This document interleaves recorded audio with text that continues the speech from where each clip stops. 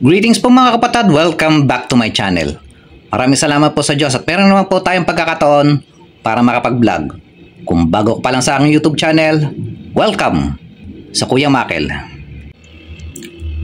Ang paksa po natin for today is bimetal vacuum switch na kulay dilaw, 3 ports.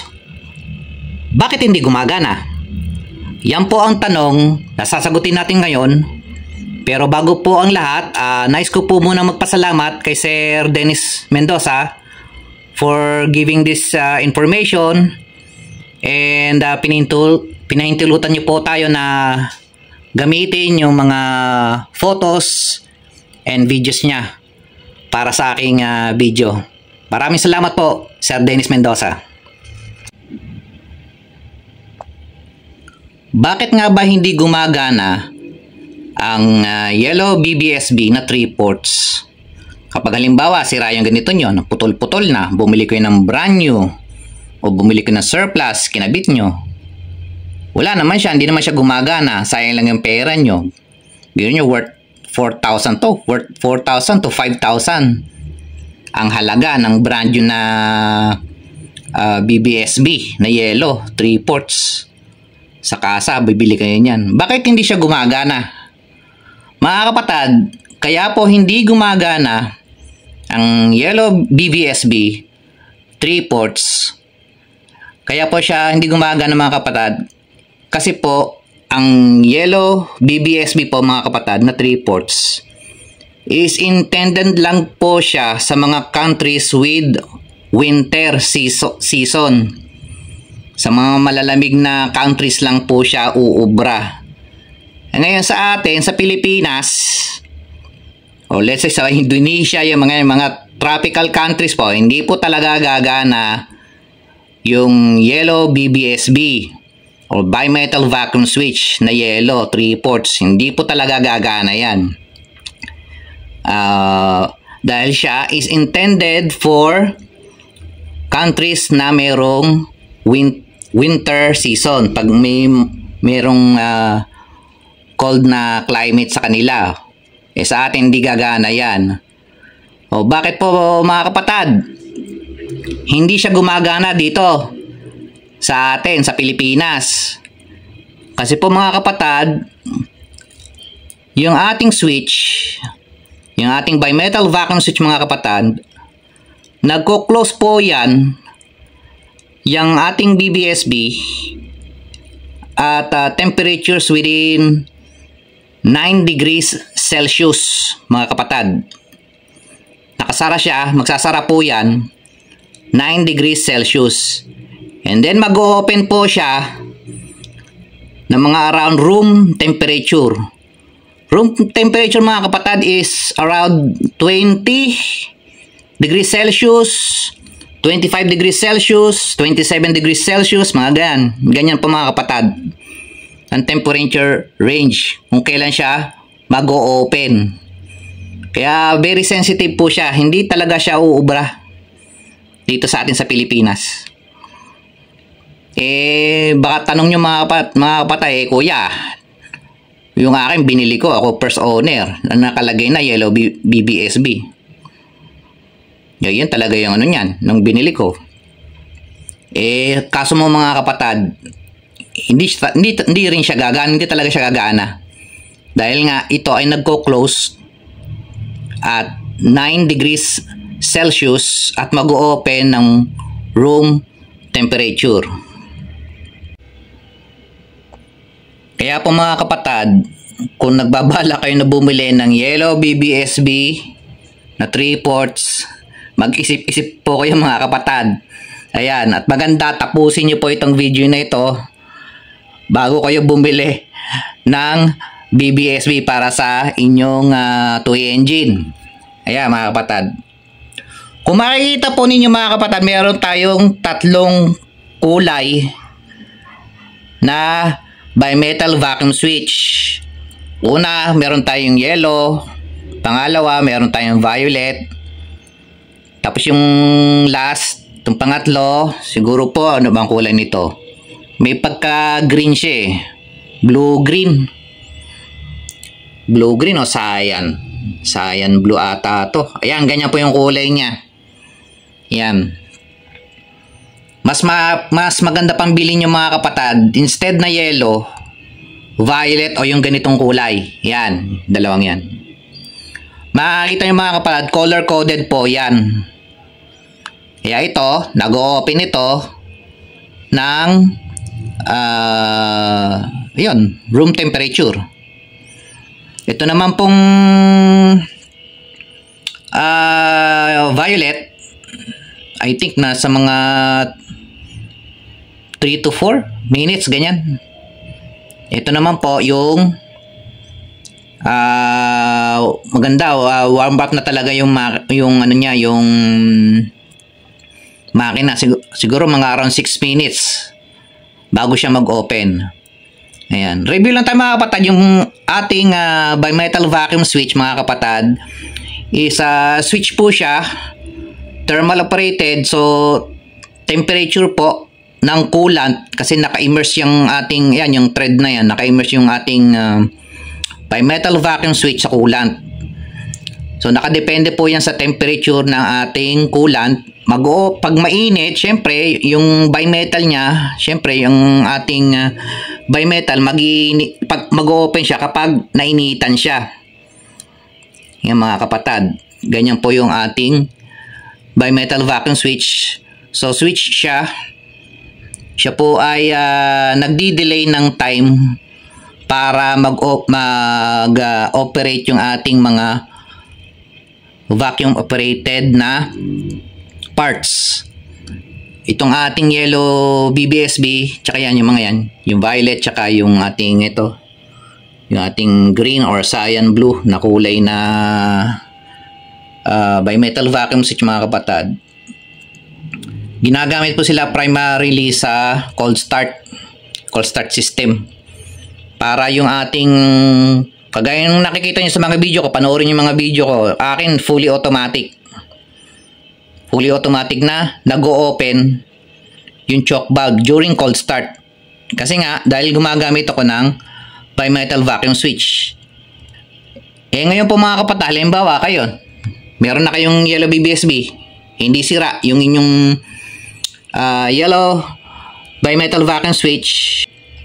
Ang nangyayari mga kapatid, dahil sa lagi siya naka-open na agad siya, room temperature lang, nag-o-open na siya o yan, ano na agad, naka-open na agad tong ating switch.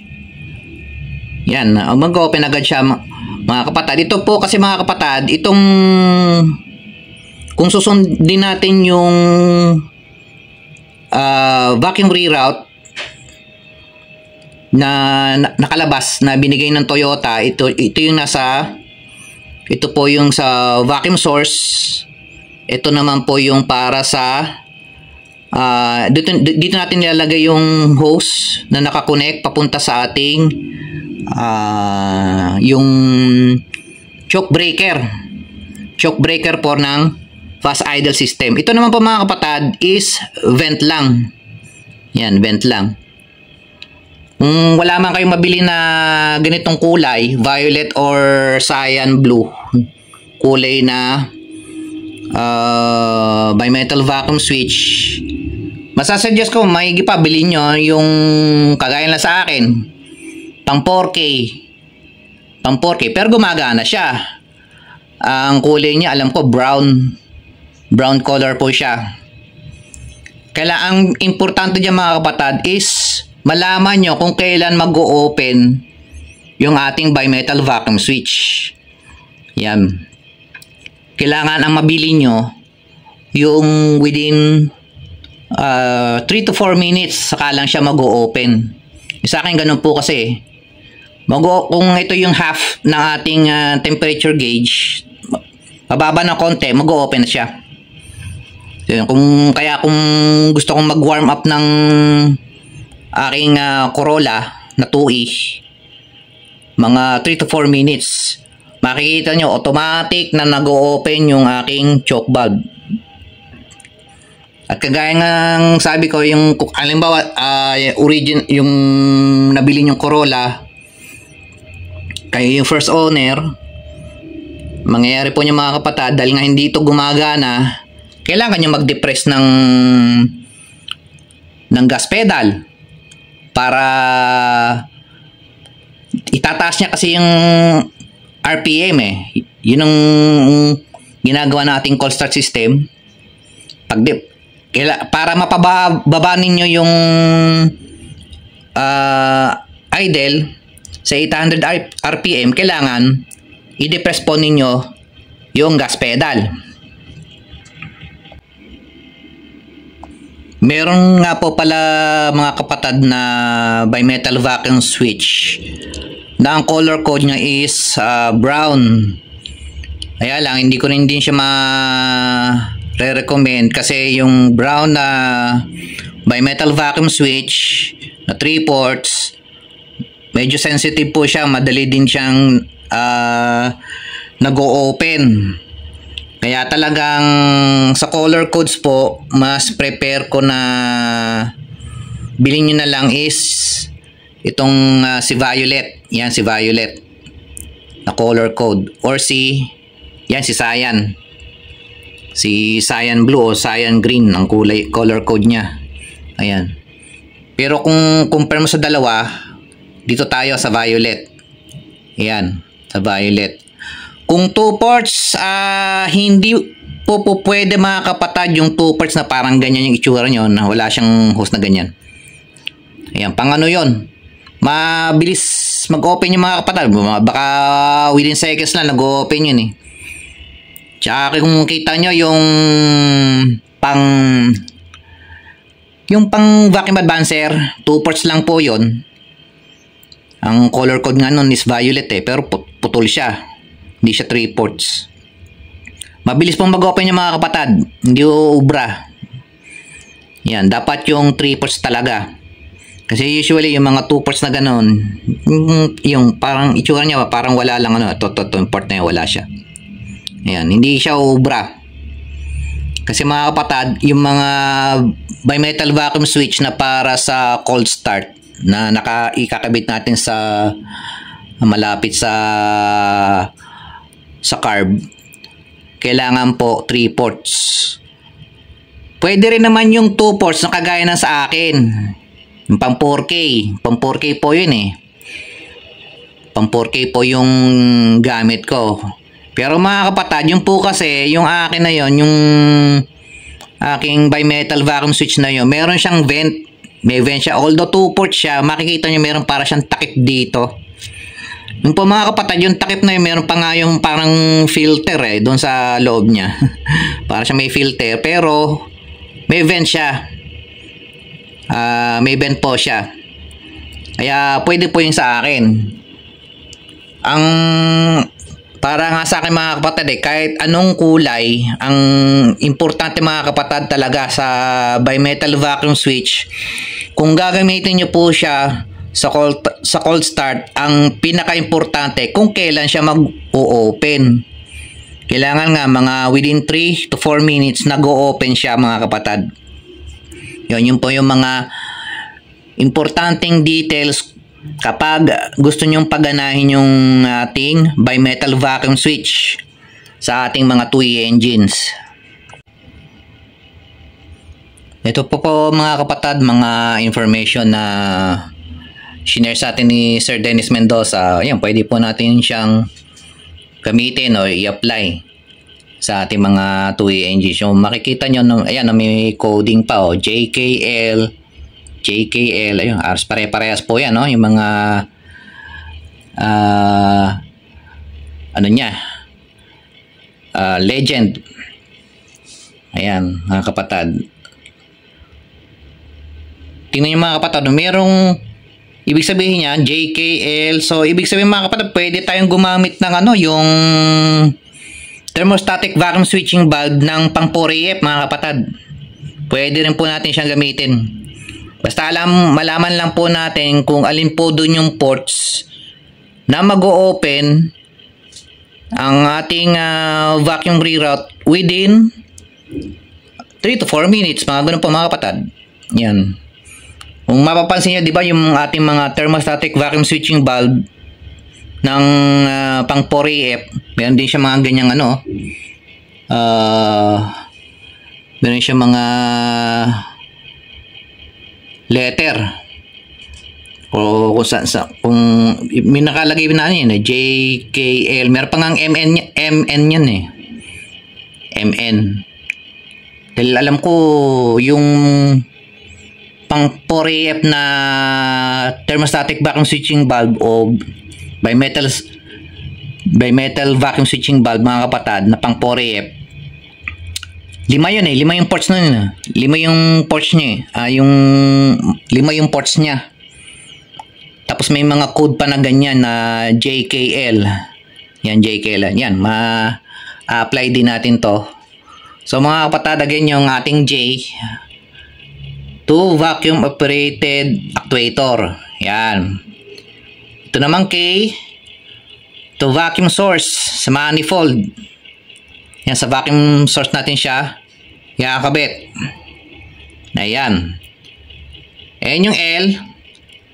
Yan, again, vent lang siya. Yan. Vent lang po siya. Yan. And then ito, isa pang info mga kapatid. Tandaan nyo po ito. Note, this BVSB has nothing to do with your power steering assist. Yan mga kapatid. Yan, totoo po yung mga kapatid. Meron na akong video niyan eh. Wala namang bimetal vacuum switch na pagana ko yung yung power steering assist ng ating 2 engines. Ang importante, tamang vacuum reroute, meron kayong dashpot, meron kayong VTV. Yun mga importante. Meron kayong VTV. Mapapagana nyo yung power steering assist. Ang ginagamit na VTV para sa power steering assist, yung color code niya is yung black and green. Yun, para sa power steering assist. And then, para naman po sa tinatawag na throttle positioner, kailangan nyo yung VTV na ang color code naman po is yung black gray. Black yung letter B niya, yung A naman niya, yung code niya is A, is gray.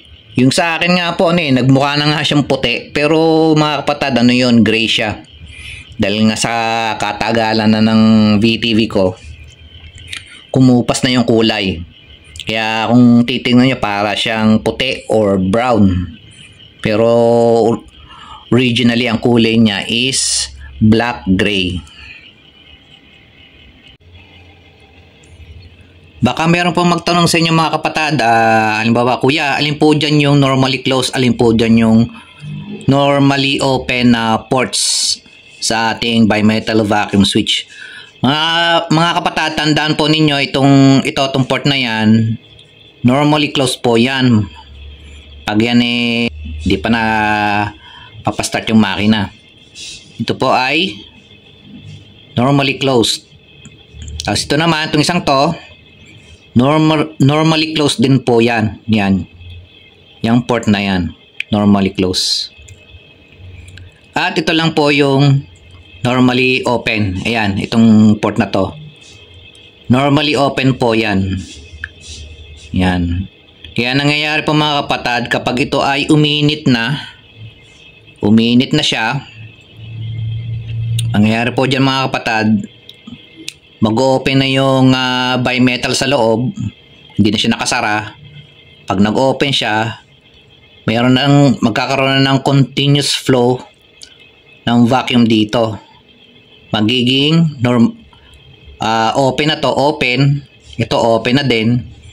Tapos ito naman po magiging close. Yan, magiging close na po itong vent.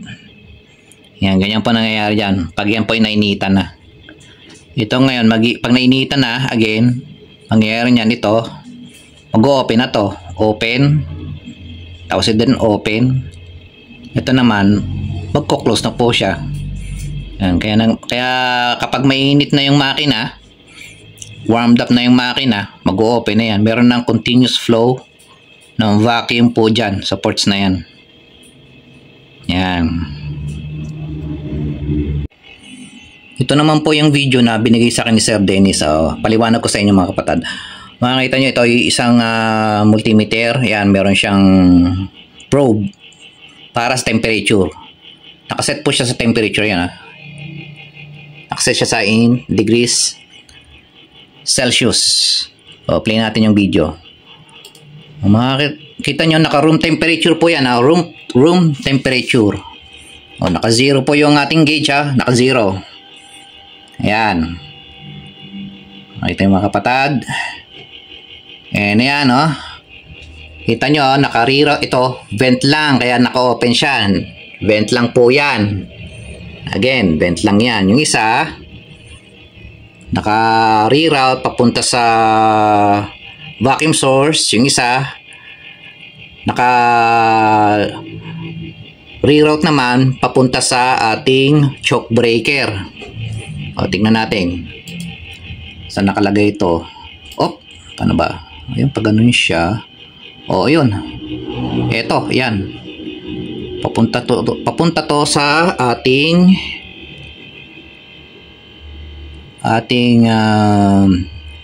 choke breaker. Ano natin. Tingnan natin ulit. Ayan, ito. Papunta sa choke breaker. Ito naman yung papunta sa vacuum source. Yan, vacuum source. Ayan, vacuum source. Yung hose na yun na naka-open, mga kapatid, is tawag dito, naka-open lang siya, mga kapatid. So ginawa dyan ni Sir Dennis yung isang hose. Ito, tatong hose na to. Ayan. Ito. Yung hose po na yan. Ayan. Yung hose na yan. Ayan. Hihigupin ni Sir Dennis yan. Hihigupin niya. Hihigupin niya yan. Wala pa kasi siyang vacuum pump. Hihigupin niya yan. Makikita nyo, dahil nga naka-open ito, nangyari, yan, hindi siya naka-close. Itong dalawang ports na yan, hindi siya yan po ay naka-open. Pag hinigop niya yan, makikita po nyo yung ating carb. Sa ating carb, yung choke breaker niya, gagalaw po yun pag hinigop niya. Yan. Yan yung ano na yan. Yan. Ayan, yung lever na yan. Yan ang pinagagana, mga kapatid. Ito, ayan. Yan ang pinagagana. Yan ang nakakonect po yan sa choke breaker. Ayan, ang hinigop ni Sir Dennis, kita nyo. Nag-open siya, hinihigop niya. Ibig sabihin yan, at room temperature, yung ating pong BBSB, bimetal vacuum switch, naka-open agad. Ayan, may vacuum. Hinihigop niya yan. Yung time na yan.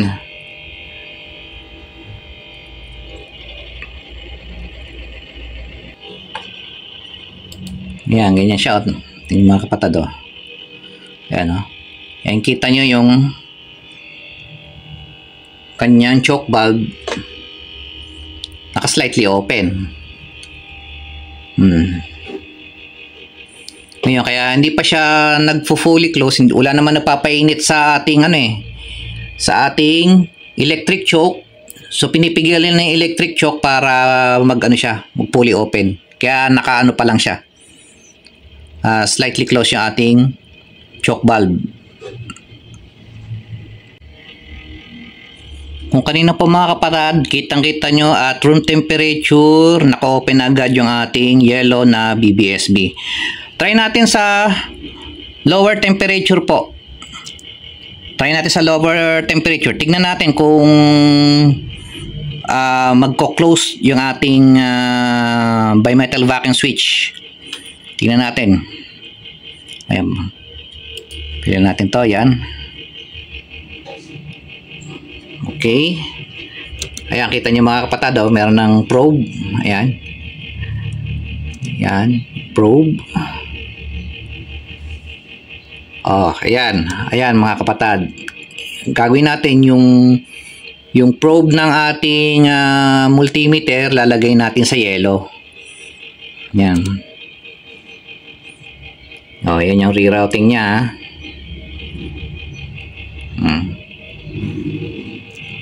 Yeah. Tingnan natin ulit. Pakita natin. Oh, ayan, oh. So, ito yung sa vent, yung blue, vent. Kita nyo, oh, vent, oh. Oh, walang connection, so, yung vent. Yung ating host blue for vent. Ito, yung isa to. Nakakonect siya sa ating choke breaker. Ayan. Alagay sa choke breaker, ha. Ito naman yung hihigupin natin. Yan, hihigupin natin yan manually. Yan din. Okay. Ano ulit natin? Ulit natin yung yung video. Ayan, pinapakita ni Sir Dennis na yan, oh. Oh. Nakasara yung ating choke valve. Ayan, oh. Nakasara siya. Oh. Nakasara ating choke valve.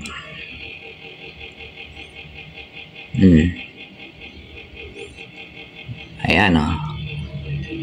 Oh, nilagay ni Sir Dennis yung probe sa tubig na may yellow. Oh, pati yung pati yung ating BBSP, ilalagay niya na.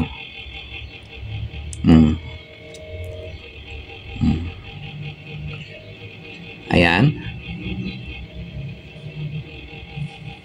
Oh, kita niyo mga kapatid, oh. Malamig po yan. 8 degrees Celsius po yan mga kapatid, oh. 8 to 9 degrees Celsius. Oh, nag-8 to 9 siya. Oh, ayan, sabi ni Sir Dennis, oh. At 9 degrees, 8 to 9 degrees Celsius, oh. Itatry niyang higupin yung vacuum, yung hose ng para sa vacuum source. Kita niyo mga kapatid, hindi pumapalo yung gauge. O, ibig sabihin sarado. Nakasara.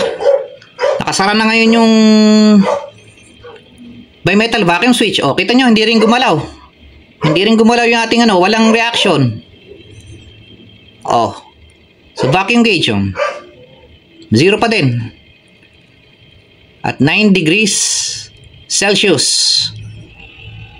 Kaya, ayan, nasolve na po yung mystery tungkol sa ating bimetal vacuum switch na kulay yellow.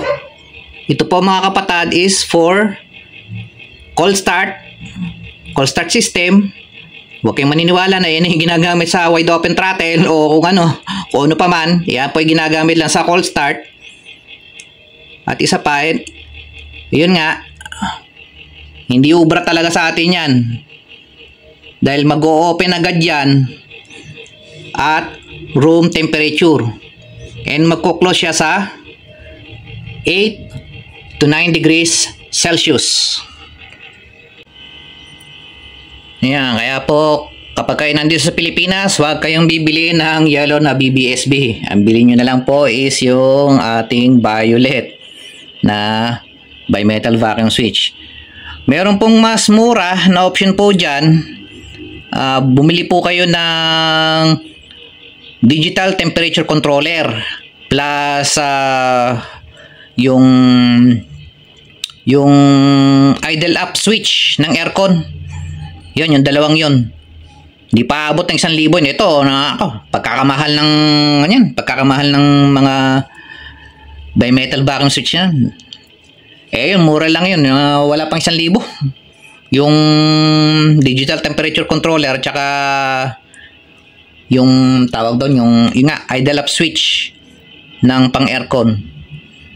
Yan ang masasuggest ko. Kung gusto nyo kung gusto po ninyo yung inyong cold start ay fully automatic. Yan, ganyan pa mga kapatid. Hanggang dito na lang po mga kapatid ang aking video for today. Sana nagustuhan niyo po ang aking video.